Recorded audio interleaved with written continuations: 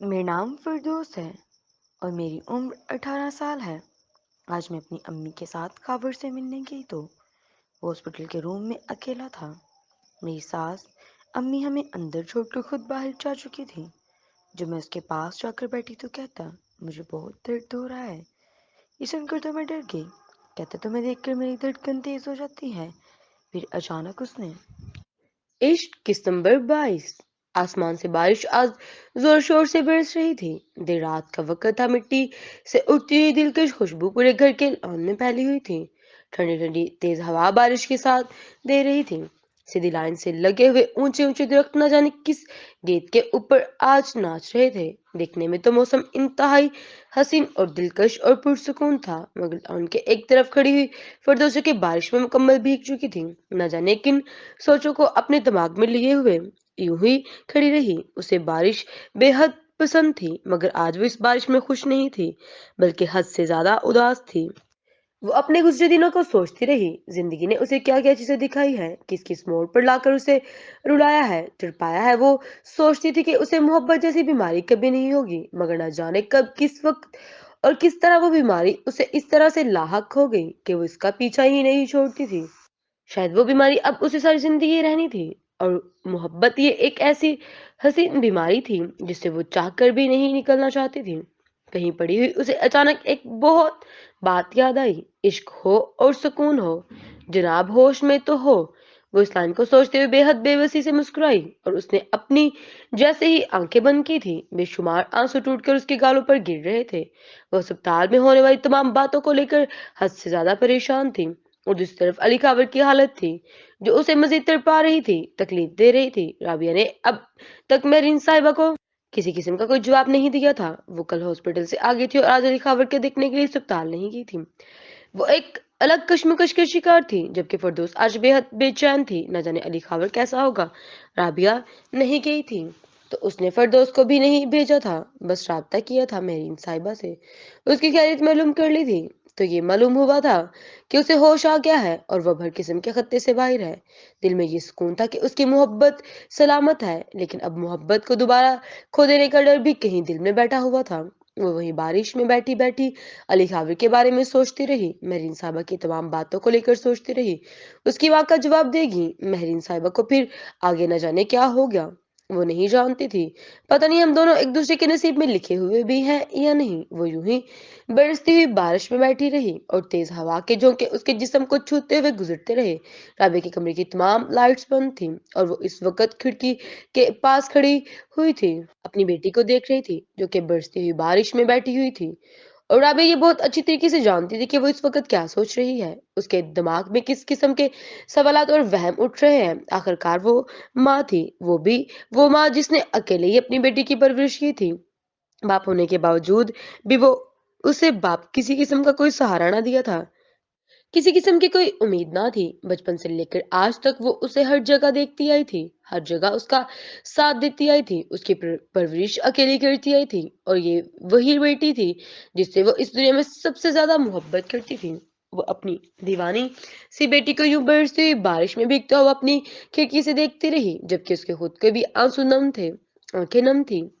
Marine صاحبہ کی بولی ہوئی باتیں اسے اس کے دماغ میں گردش کر رہی تھی۔ رابعہ نے اپنی آنکھیں زور سے بند کی تو اچانک اس کی آنکھوں کے آگے رضا کا وہی سخت رویہ والا چہرہ آیا، جس کے اوپر ہمیشہ سے بیزاری، خود غرضی، ضدی اور انا کے برے سے بادل ہمیشہ ہی چھائے رہتے تھے۔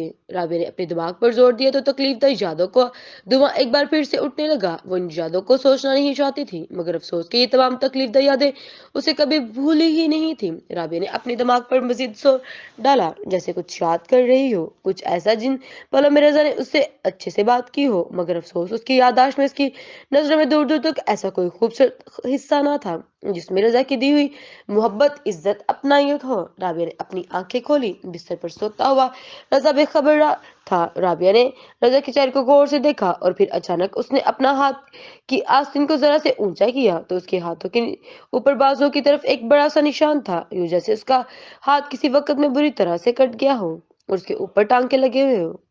اسے وہ وقت یاد آیا جب وہ فردوس کے حق کے لیے فردوس کے اسکول میں ہونے والی میٹنگ کے لیے، اسپورٹ ڈے کے لیے اور دوسرے اسپورٹ کے لیے رضا کو اس کے ساتھ جانے کو کہتی۔ وہ اپنے آپ کو بہت شرمندہ اور کمزور محسوس کرنے لگی تھی۔ چھوٹی سی فردوس جب اس سے اس قسم کے سوال پوچھتی تھی کہ بابا کیوں نہیں آتے میرے، تو رابعہ تڑپ سی جاتی تھی اور اسے خود بھی نہیں اچھا لگتا تھا۔ دوسری طرف فردوس کے اسکول کے بے شمار بچے اپنے اپنے والدین کے ساتھ بیٹھ کر بات کر کے کس قدر خوش ہوتے تھے، اور وہ ایک کونے میں رابعہ کے ساتھ اکیلی بیٹھی رہتی تھی، اور اس کی بیٹی اپنے باپ کے انتظار میں اپنی اکیلی ماں کو بیٹھی ہوئی دیکھتی رہتی تھی کہ ابھی بابا آ جائیں گے، ابھی بابا آ جائیں گے، مگر افسوس وہ کبھی نہیں آتا تھا۔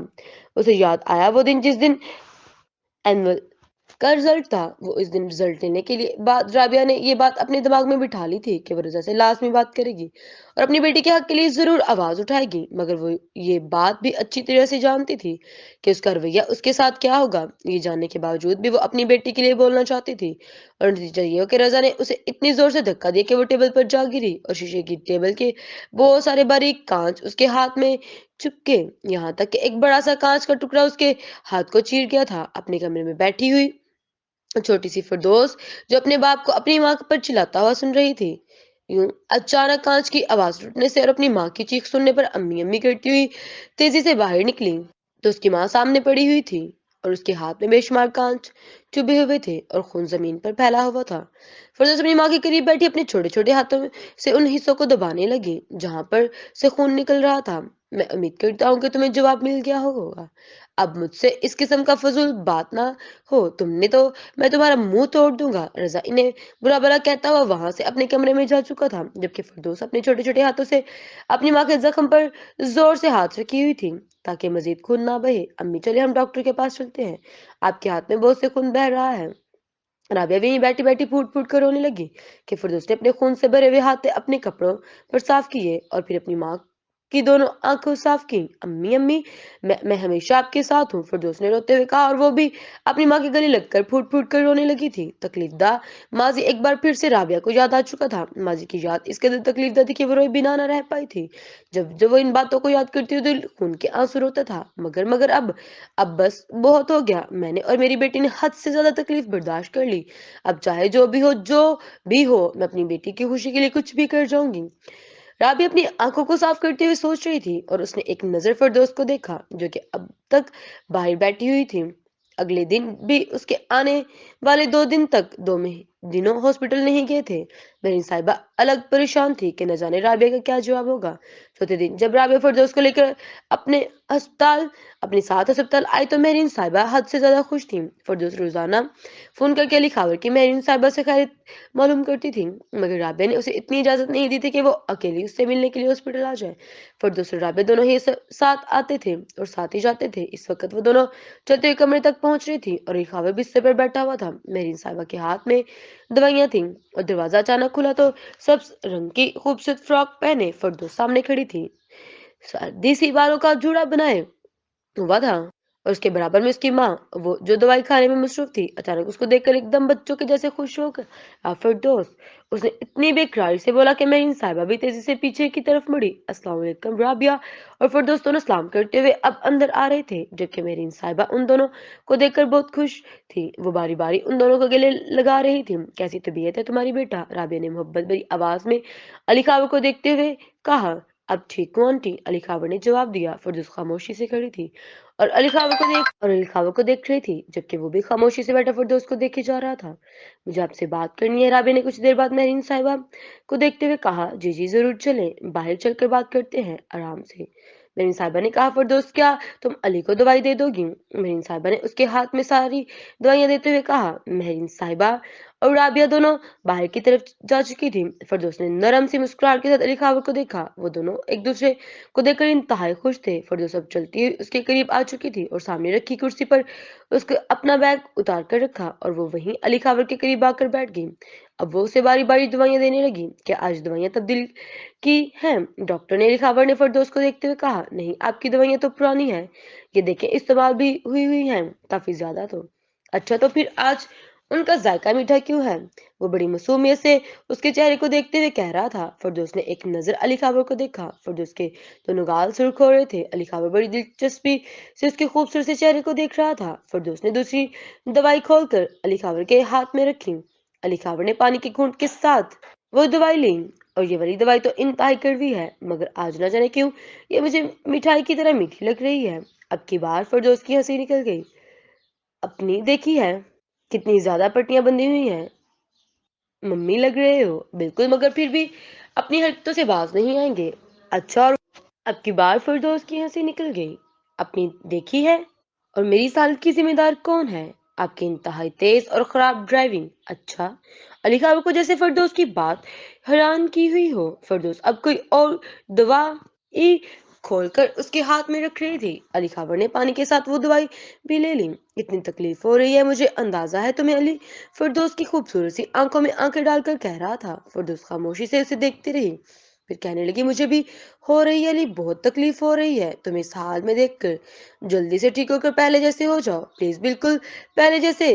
زندہ دل علی، جو ہمیشہ خوش رہتا تھا، جو دوسروں کو خوش کرتا تھا، جو ایک بہت زیادہ زندہ دل انسان تھا، جو انتہائی شرارتی، بدتمیز، بے مروت جھگڑالو، اور بس تمہیں اتنی زیادہ تعریف کرنے کی ضرورت نہیں ہے میری۔